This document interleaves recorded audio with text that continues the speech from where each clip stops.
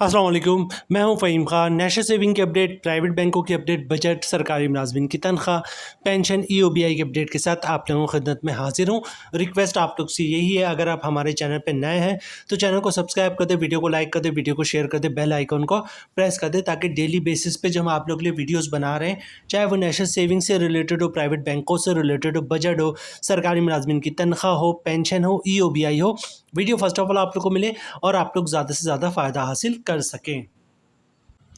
आज की हमारी वीडियो एचबीएल इस्लामिक से रिलेटेड है। एचबीएल पाकिस्तान का बहुत पुराना बैंक, बहुत बड़ा बैंक और बहुत कामयाब तरीन बैंक। पाकिस्तान में सबसे ज़्यादा ब्रांचेस जो हैं वो एचबीएल की हैं। हर गली मोहल्ले में आपको एचबीएल की ब्रांच मिल जाएगी।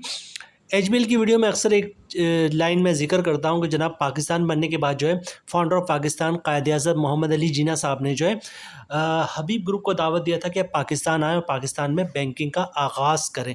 ये ग्रुप उस वक्त जो है इंडिया में हुआ करता था, तो कायद-ए-आज़म मोहम्मद अली जिन्ना साहब की दावत पे जो है वो हबीब ग्रुप पाकिस्तान आया और पाकिस्तान में बैंकिंग का आगाज़ शुरू किया।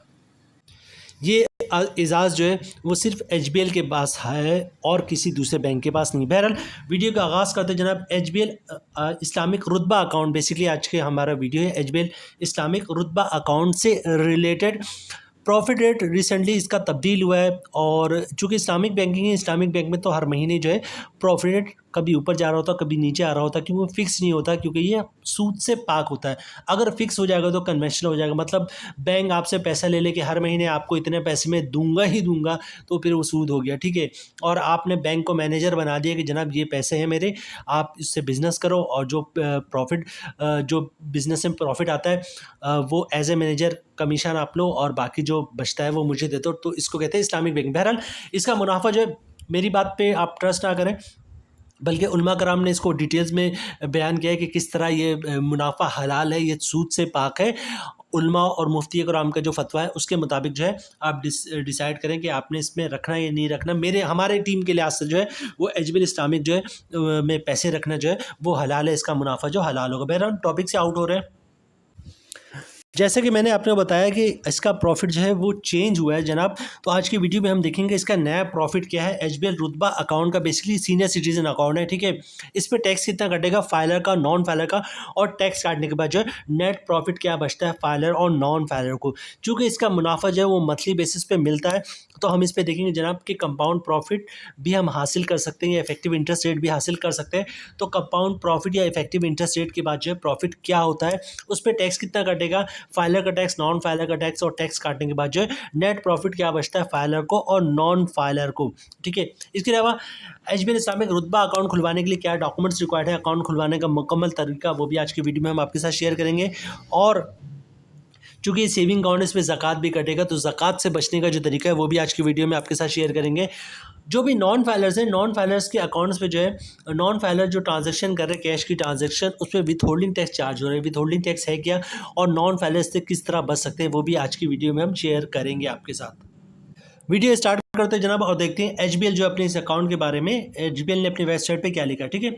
एचबीएल इस्लामिक रुतबा अकाउंट इसका नाम है, empowering you with a secure and stress free life style, ठीक है। आपको पावर दे रहे हैं एक तरह के कि आपकी जो लाइफ हो सिक्योर हो और स्ट्रेस मतलब टेंशन से पाक हो, ठीक है। आगे चलते हैं जनाब। और HBL Islamic Rutba account ideal for senior citizen age 55 years and above, ठीक है। जिन लोगों की उम्र 55 साल या 55 साल से ज़्यादा है वो इसमें इन्वेस्टमेंट कर सकते हैं। अच्छा, 55 साल को सीनियर सिटीजन तो नहीं कह सकते, बहरहाल क्योंकि 55 साल तो लोगों की हो जाती है नॉर्मली, तो सीनियर सिटीजन कह भी सकते नहीं भी कह सकते, लेकिन बेसिकली एक अच्छा अकाउंट है। 55 साल का एडवांटेज है, मतलब दूसरे जो बैंक सीनियर सिटीजन का है वो उस पर कंडीशन है कि 60 साल या 60 साल से ज़्यादा हो, यहाँ पे 55 साल या 55 साल से ज़्यादा हो। फीचर्स की बात करते हैं जनाब, क्या लिख रहे हैं जनाब एचबीएल वाले, ये देखते हैं हम। Profit bearing of shariah compliant saving account, ठीक है। मतलब जो प्रॉफिट आपको मिलेगा वो शरिया कंप्लाइंट होगा, मतलब सूद से पाक होगा, हलाल मुनाफा होगा, ठीक है। फतवा इनकी वेबसाइट पे भी मौजूद है और यूट्यूब पे भी बहुत सारे उलमा कराम मौजूद हैं जिन्होंने इस पर फतवा दिया हुआ, ठीक है। Profit distribution as per weightage on monthly basis, हर महीने इसका आपको प्रॉफिट मिलेगा, ठीक है। इनिशियल डिपॉजिट 10,000 से आप ये अकाउंट खुलवा सकते हैं। Free first year insurance of debit card जो है वो फर्स्ट ईयर फ्री होगा। अच्छा, इसके अलावा क्या है, account will be open in Pak rupees only, सिर्फ पाक रुपीज़ में अकाउंट खुलेगा। Unlimited debit and withdrawal transaction, मतलब जितना चाहे जमा करवाए, जितना चाहे निकलवाए। All other services charges will be as per SOBC, ठीक है। मतलब अगर अकाउंट पे किसी टाइप का चार्जेस लगता है, जैसे ATM चार्ज हो गया या फिर चेकबुक के चार्जेस हो गए, वो जो बैंक और डिसाइड कर चुका होता है, एक बुक छापता है जिसको कहते हैं शेड्यूल ऑफ बैंक चार्जेस, उसमें ऑलरेडी मेंशन कर चुका होता है कि चेकबुक के चार्जेस इतने होंगे, ATM के चार्जेस कितने होंगे। तो अगर कोई चार्जेस लगता है तो वो एज पर SOBC के हिसाब से लगेगा। बात करते हैं जनाब अकाउंट खुलवाने का तरीका, बहुत ही सिंपल है। HBL की किसी भी इस्लामिक ब्रांच का विजिट करें, शनाख्ती कार्ड की कॉपी साथ लेके जाए, ओरिजिनल शनाख्ती कार्ड आपने दिखाना होता है, ओरिजिनल शनाख्ती कार्ड साथ लेके जाइएगा। अच्छा, अकाउंट ओपनिंग फॉर्म तमाम बैंकों की प्रैक्टिस है, ब्रांच वालों की प्रैक्टिस है कि अकाउंट ओपनिंग फॉर्म वो खुद घर पे भर देते हैं, आपने सिर्फ साइन करना होगा। तो अकाउंट ओपनिंग फॉर्म पे साइन कर दिएगा, ब्रांच वाले खुद भर देंगे, ठीक है। अच्छा, डॉक्यूमेंट्स क्या रिक्वायर्ड होगा, अक्सर लोग कंफ्यूज होते हैं कि भाई अकाउंट बता दें कि डॉक्यूमेंट्स क्या रिक्वायर्ड होगा। इनकम प्रूफ, क्या डॉक्यूमेंट्स, इनकम प्रूफ बोलते हैं। तो इनकम प्रूफ में क्या डॉक्यूमेंट्स आप दे सकते हैं वो सुन लें गौर से। इनकम प्रूफ में आप सैलरी स्लिप की कॉपी दे सकते हैं, जॉब कार्ड की कॉपी दे सकते हैं, या कंपनी से एक लेटर ले लें, हमारा एम्प्लॉय है, इसकी इतनी सैलरी, इसका अकाउंट खुल दे, तब भी अकाउंट खुल सकता है। या किसी की पेंशन आती है, सीनियर सिटीजन अकाउंट में पेंशन आती है, तो पेंशन बुक की कॉपी या फिर पेंशन स्लिप की कॉपी दे सकता है, वो भी इनकम प्रूफ है। या किसी ने गोल्डन हैंड शेक लिया हुआ है या फिर सेपरेशन स्कीम के तहत जॉब छोड़ी तो उसकी भी कॉपी दे सकता है, वो भी इनकम प्रूफ है। या किसी ने घर और दुकान रेंट पे दिया हुआ तो रेंट इनकम के डॉक्यूमेंट्स दे सकता है, जिसमें लिखा होता है कि किराएदार हर महीने इतना किराया अदा करेगा, वो भी इनकम प्रूफ है। तो बहुत ही सिंपल है, HBL इस्लामिक की किसी भी ब्रांच का विजिट करें, शनाख्ती कार्ड की कॉपी साथ लेके जाएं, ओरिजिनल शनाख्ती कार्ड दिखा दें, फॉर्म पे साइन कर दें और इनकम प्रूफ दे दें, तो इंशाल्लाह आपका अकाउंट खुल जाएगा। अच्छा, चूंकि ये सेविंग अकाउंट होता है तो इस पर ज़कात भी कटता है, तो ज़कात से बचने का तरीका सुन ले जनाब, बहुत ही सिंपल है। CZ50 का फॉर्म होता है जिसे ज़कात अंडरटेकिंग भी कहते हैं, ठीक है। तो वो जमा करवा देंगे आप, CZ50 का फॉर्म ज़कात अंडरटेकिंग हर स्टेशनरी की दुकान पे अवेलेबल होता है, ज़कात अंडरटेकिंग कहते हैं उसे, या CZ50 कहते हैं। तो इंशाल्लाह आपका आपके अकाउंट से ज़कात नहीं कटेगा। वीडियो के स्टार्ट में हमने आपसे कहा था कि विथ होल्डिंग टैक्स भी चार्ज होता है नॉन फाइलर के अकाउंट से कैश ट्रांजैक्शन पे। अच्छा, विथ होल्डिंग टैक्स क्या होता है, अगर कोई नॉन फाइलर कैश पैसे निकलवाता है 50,000 से ज़्यादा, ठीक है, तो उस पर 0.6% मतलब 1 लाख पे 600 रुपये के हिसाब से विथ होल्डिंग टैक्स चार्ज होता है। तो अगर आप नॉन फाइलर है और विथ होल्डिंग टैक्स से बचना चाहते हैं तो पर डे 50,000 या 50,000 से कम कैश पैसे निकलवाएं, या फिर कैश की ट्रांजैक्शन ही ना करें। बैंक का चेक, डिमांड ऑफ पे ऑर्डर या फिर क्लियरिंग के चेक से ट्रांजैक्शन करेंगे, वो तो विथ होल्डिंग टैक्स से आप बच सकते हैं।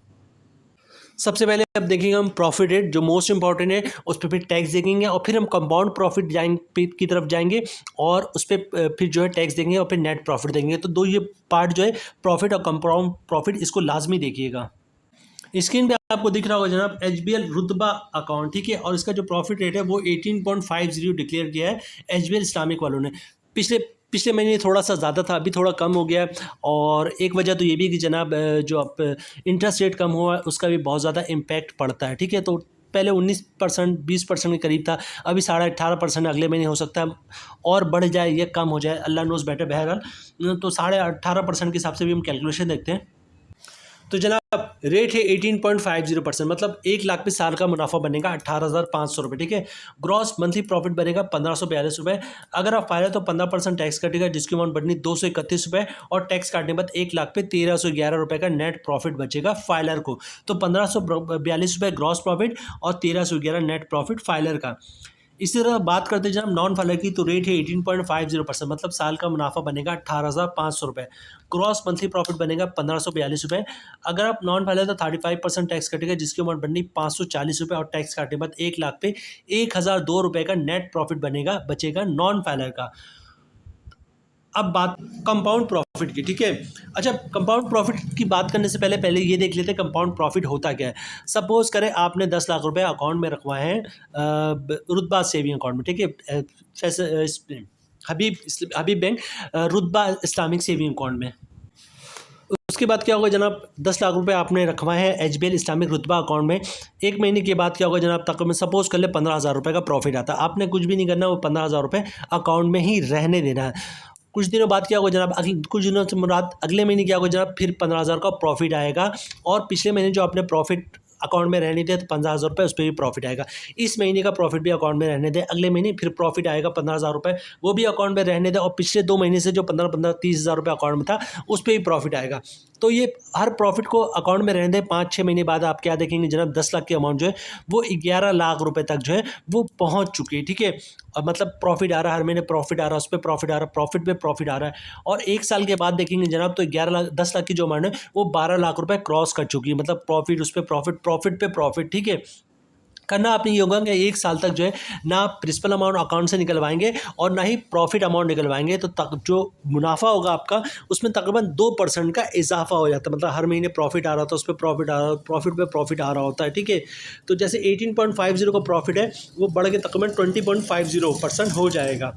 लेकिन कंपाउंड प्रॉफिट हासिल करना जो इतना आसान नहीं होता। इसका रीज़न ये है कि जनाब मेजॉरिटी लोग करते हैं कि जनाब बैंकों का जो प्रॉफिट आता है वो जैसी प्रॉफिट आता है वो निकलवाते हैं और फिर बैंकों के प्रॉफिट से घर चल रहा हो। तो लोग कहते हैं कि जनाब अगर हम प्रॉफिट भी बैंक में री इन्वेस्ट कर देंगे तो खाएंगे कैसे, घर का खर्चा कैसे चलेगा। तो कंपाउंड प्रॉफिट हासिल करना इतना आसान नहीं होता, लेकिन बहुत सारे लोग ऐसे हैं जो कंपाउंड प्रॉफिट हासिल करने में कामयाब हो जाते हैं। मतलब बैंकों का प्रॉफिट को भी री इन्वेस्ट कर रहे होते हैं और जॉब्स वगैरह जो कर रहे होते हैं उनसे जो बच रही होती इनकम या बिजनेस वगैरह से जो इनकम बच रही होती उसको भी बैंकों में री इन्वेस्ट कर रहे होते हैं और उस पर भी प्रॉफिट हासिल कर रहे होते हैं। ठीक है, तो कंपाउंड प्रॉफिट हासिल करना आसान नहीं होता, लेकिन बहुत से लोग कंपाउंड प्रॉफिट हासिल करने में कामयाब भी हो जाते हैं। तो कोशिश कीजिएगा कि कंपाउंड प्रॉफिट हासिल कर लें। ठीक है, एक नज़र इसकी कैलकुलेशन पे देखते हैं, इसके प्रॉफिट पे देखते हैं और नेट प्रॉफिट को देखते हैं।